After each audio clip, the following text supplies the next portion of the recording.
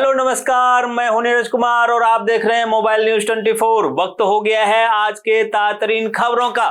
America में हुए राष्ट्रपति चुनाव में डोनाल्ड ट्रंप फिर से राष्ट्रपति के रूप में चुन लिए गए हैं, जहां उन्हें 50 राज्यों की 538 में से 277 सीटें मिली है। बता दें कि अमेरिका में बहुमत के लिए 270 सीटों की जरूरत होती है। वहीं डेमोक्रेटिक पार्टी की कैंडिडेट कमला हैरिस कड़ी टक्कर देने के बावजूद 224 सीटें ही जीत पाई, जहां ट्रंप 2016 में पहली बार राष्ट्रपति बने थे और 2020 में जो बाइडेन से चुनाव हार गए थे।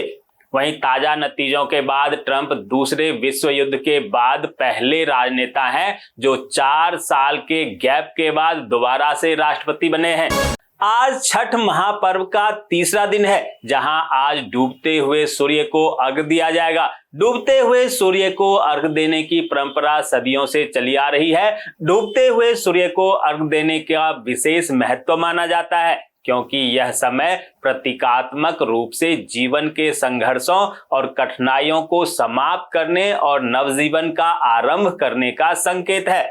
दिल्ली में आज छठ पूजा के अवसर पर सार्वजनिक छुट्टी की घोषणा की गई है, जहां एलजी के रिक्वेस्ट के बाद दिल्ली के सीएम आतिशी ने खुद इसकी जानकारी दी। उन्होंने एक्स पर पोस्ट कर लिखा कि 7 नवंबर को छठ पूजा के मौके पर छुट्टी का फैसला लिया गया है।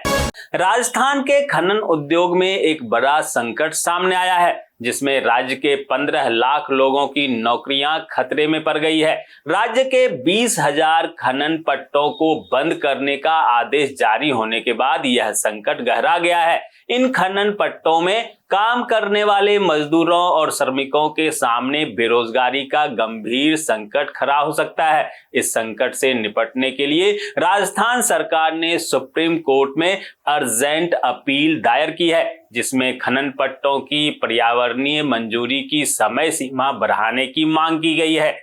उत्तर प्रदेश के बिजनौर स्थित आमानगढ़ की प्राकृतिक सुंदरता फिर से पर्यटकों का स्वागत करने के लिए तैयार है, जहां आज से शुरू हो रही है जंगल सफारी में आप बाघों की दहाड़, हाथियों की चिंगार और हिरणों की चपलता का दीदार कर सकते हैं। इस बार पर्यटकों के लिए सुविधाएं भी बढ़ाई गई है, जहां ऑनलाइन बुकिंग की सुविधा के साथ ही अमानगढ़ की वेबसाइट से आप अपने आने जाने और ठहरने की जानकारी ले सकते हैं। दोस्तों, आगे बढ़ने से पहले आपसे रिक्वेस्ट है कि अगर आपने अभी तक इस न्यूज को लाइक और कमेंट नहीं किया है तो प्लीज लाइक और कमेंट कर दीजिए, क्योंकि आपके लाइक और कमेंट का मैं कब से इंतजार कर रहा हूं। और जैसा कि आपको पता है कि कमेंट करने वाले लोगों के नाम हम न्यूज के लास्ट में बताते हैं, इसलिए न्यूज को लास्ट तक जरूर देखिए। तिरंगे में लिपटा बिहार कोकिला का पार्थिव शरीर कल देर शाम पटना पहुंच चुका है, जहां आज राजकीय सम्मान के साथ उनका अंतिम संस्कार होगा। बता दें कि शारदा सिन्हा छठ गीत के लिए फेमस है और संजोग ऐसा है कि छठ के अवसर पर ही उन्हें अंतिम संस्कार के लिए लाया जा रहा है। छठ पर पटना की यातायात व्यवस्था को बदलने का आदेश दिया गया है, जहां अशोक राजपथ के सभी एंट्री पॉइंट को पूजा के समय बंद रखने का आदेश दिया गया है। अमेरिकी राष्ट्रपति डोनाल्ड ट्रंप को मिली जीत के बाद अब इस बात की चर्चा शुरू हो गई है कि रूस यूक्रेन युद्ध और इजराइल हमास के बीच जारी युद्ध का क्या भविष्य होगा। क्या ट्रंप युद्ध को रुकवाएंगे या यूक्रेन और इजराइल को मदद देकर किसी नए नतीजे पर जाएंगे। दरअसल चुनाव प्रचार के दौरान डोनाल्ड ट्रंप ने कहा था कि अगर वह व्हाइट हाउस में वापस लौटते हैं तो वह यूक्रेन रूस में युद्ध को खत्म कर देंगे। वाराणसी के भेलुपुर जल संस्थान के पास बुधवार दोपहर एक निर्माणाधीन बिल्डिंग के बेसमेंट की खुदाई के दौरान अचानक मिट्टी धंसने से 11 मजदूरों की मौत हो गई। आनन फानन में सभी को निकालकर अस्पताल भेजा गया, जहां एक मजदूर बबलू को मृत घोषित कर दिया गया। वहीं घायलों में जीयुत, मनोज, विनोद, टिंकू, सुबेदार, राजकुमार, रंजू, मनोज कुमार सहित मुन्ना का नाम शामिल है।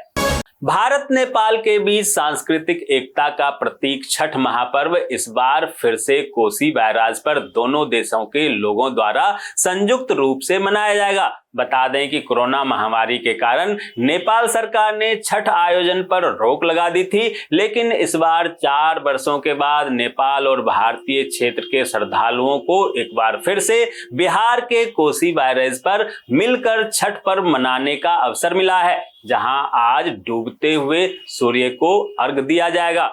राजधानी दिल्ली में एक चौंकाने वाला मामला सामने आया, जहां 50,000 स्कूल ड्रेस पिछले 10 साल से स्टोर में धूल फांक रहे थे। अब यह मामला सामने आने के बाद अधिकारी दंग रह गए और जांच का आदेश दिया है। वहीं जांच के बाद जो भी दोषी होगा उस पर कार्रवाई की जाएगी।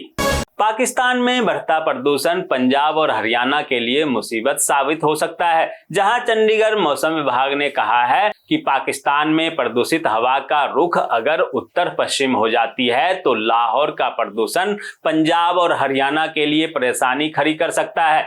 फिलहाल पाकिस्तान में दक्षिण पूर्वी एंटी साइक्लोन की स्थिति बना हुआ है, जहां हवा बिल्कुल शांत है।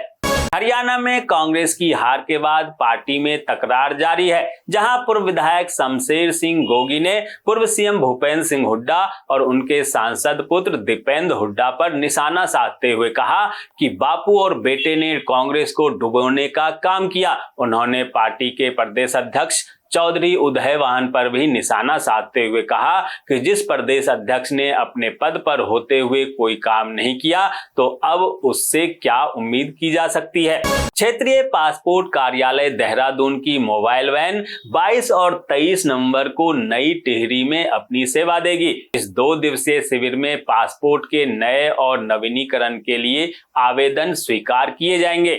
झारखंड विधानसभा चुनाव प्रचार में प्रचार करने गरबा पहुंचे प्रधानमंत्री नरेंद्र मोदी ने कहा था कि यहां दुर्गा माता की प्रतिमा को रोक दिया जाता है, स्कूलों में सरस्वती वंदना बंद कर दी जाती है, बांग्लादेशी घुसपैठिए राज्य का माटी, बेटी और रोटी पर कब्जा कर रहे हैं। इसके जवाब में झामुमो की स्टार प्रचारक और मुख्यमंत्री हेमंत सोरेन की पत्नी कल्पना सोरेन ने जनसभा को संबोधित करते हुए कहा कि भाजपा राज्य के आदिवासी समाज को आगे बढ़ने नहीं देना चाहती।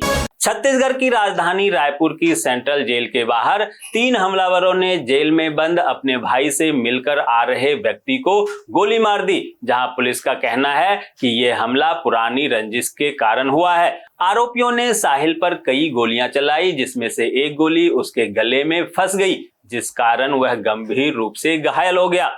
मध्य प्रदेश की मोहन यादव सरकार ने महिलाओं के हित में बड़ा फैसला लिया है। अब सिविल सेवा में महिलाओं को 33% की जगह 35% आरक्षण मिलेगा। यह फैसला कैबिनेट के बैठक में लिया गया। कांग्रेस पार्टी ने हिमाचल प्रदेश कांग्रेस कमेटी की संपूर्ण राज्य इकाई, जिला अध्यक्षों और ब्लॉक कांग्रेस समितियों को तत्काल प्रभाव से भंग करने का आदेश दिया है। अब नए सिरे से होगा गठन। जम्मू कश्मीर विधानसभा में पक्ष और विपक्ष के बीच जमकर हंगामा चल रहा है, जहां यह हंगामा उस दौरान और ज्यादा बढ़ गया जब नेशनल कॉन्फ्रेंस की ओर से विशेष राज्य के दर्जे का प्रस्ताव पारित किया गया। भाजपा सदस्यों ने दस्तावेज की प्रतियां फाड़ दी और जमकर नारेबाजी किया। महाराष्ट्र में चुनाव प्रचार करने पहुंचे यूपी के सीएम योगी आदित्यनाथ ने एक बार फिर से विपक्ष पर निशाना साधते हुए कहा कि छत्रपति शिवाजी महाराज ने भी हिंदुओं को एकजुट करके हिंदी साम्राज्य बनाया था। उन्होंने विपक्ष के सामने यूपी की स्थिति को बताते हुए कहा कि नो कर्फ्यू, नो दंगा, वहां है सब चंगा। गुजरात के आनंद में बुलेट ट्रेन के लिए बनाए जा रहे ट्रैक का एक पुल गिरने से 3 मजदूरों की मौत हो गई, जबकि 4 मजदूर के दबे होने की खबर थी। राजस्थान के रणथंभौर टाइगर रिजर्व से 25 बाघ लापता हो गए हैं, जिसके बाद वन विभाग में हड़कंप मच गया। वहीं वन विभाग ने जांच के लिए कमेटी का गठन किया है। दोस्तों, मैं देख पा रहा हूं कि आप में से बहुत सारे लोगों ने इस न्यूज को लाइक किया है और कमेंट भी किया है, लेकिन अभी भी कुछ लोग बाकी हैं जिन्होंने न्यूज को लाइक और कमेंट नहीं किया है। उनसे भी आग्रह है कि प्लीज प्लीज प्लीज वे भी न्यूज को लाइक कर दें, कमेंट कर दें, साथ में शेयर भी कर दें। और अब बारी है कल के न्यूज पर कमेंट करने वाले लोगों के नामों की। उनके नाम है सुधीर कुमार मिश्रा, शिवाजी पटेल, रक्षा आर्या, रामायण तिवारी, शिल्पी बेग बनर्जी, रक्षा आर्या, धोंदो दास सुरकान बोकड़े, उपेंद्र, अयोध्या प्रसाद राठौर, वशिष्ठ तिवारी, करुणा चक्रवर्ती, सुल्तान साहब मलिक, अशोक परमार, केशव चंद तिवारी, विनोद तिवारी, कांता प्रसाद, राजेंद्र केलवा, सुनील कुमार पाथीपाका, केपी तिवारी, विपिन कुमार सिंह, राजेश रॉय, दीनाबंधु कलसाई, अशोक कुमार आर्या, डीके पाठक, गुलाब सिंह, मेदीलाल मौर्य, सुल्तान अंसारी, काजल गोंगली, विजय सिंह बैरवा, प्रयास यादव, बलवंत सिंह गिल, सुशील पांडे, सत्येंद्र शाह, रणधीर सिंह, बंटी हजारिका, प्रहलाद पंडित, गीता अनुरागी, प्रवीण कलिता, चित्रंजन शर्मा और चंद्रजीत।